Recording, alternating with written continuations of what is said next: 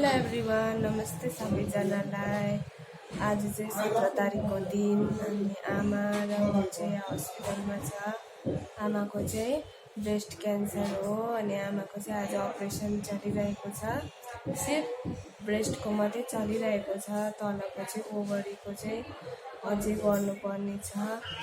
अनि एकैसाथ नभएको कारणले गर्दा चाहिँ अलग अलग आमाको अपरेसन गरिरहनु परेको छ। अनि सबैजनाले प्रार्थना गरिदिनुहोस् होला। अहिलेसम्म तपाईँहरूको प्रार्थनाले आमा यतिको त निको हुनुभएको छ। अब फेरि पनि आउने अपरेसनहरू अझै पनि बाँकी रहेको छ, त्यसमा पनि तपाईँहरूले धेरै प्रार्थना गरिदिनुहुन्छ भन्ने मलाई पूर्ण आशा छ।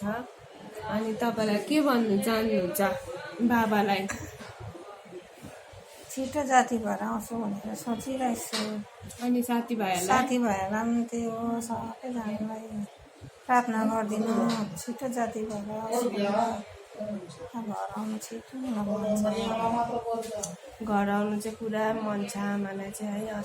फर्स्टमा आएर क्यामो लगाएर 3-4 पल्टदेखि जब साह्रो बिमार भयो तबदेखि चाहिँ घर आउनु मन गरिरहेको छ। तपाईँहरूको प्रार्थनाले अहिलेसम्म ठिक भएको छ। अनि आमाले सबै साथीहरूलाई पनि सम्झिरहनुहुन्छ अनि प्रार्थनाहरू सबैलाई गरिदिनुहोस् भनेर आमाले सम्झेको छ।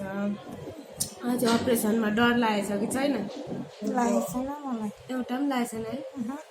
कस्तो फिल भइरहेछ? छिटो जाति भएर घर जान्छु भन्ने सोचिरहेको छु। आमाको एकदम पोजिटिभ थिङ्क गरिरहनु भएको छ।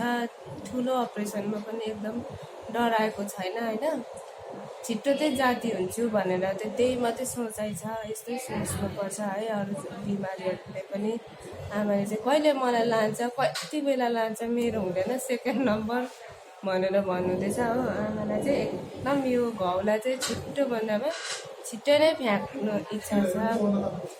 सबैजनालाई धन्यवाद भनिदिनु प्रार्थना गरिदिनु भएको निम्ति। सबैजनालाई धन्यवाद, प्रार्थना गरिदिनु। सबैजनालाई धेरै धन्यवाद। अझै पनि आउने दिनहरूको अपरेसन रेडिएसनको लागि प्रार्थना गरिदिनुहोस् होला। मेरो तर्फबाट पनि धेरै धन्यवाद सबैजनालाई।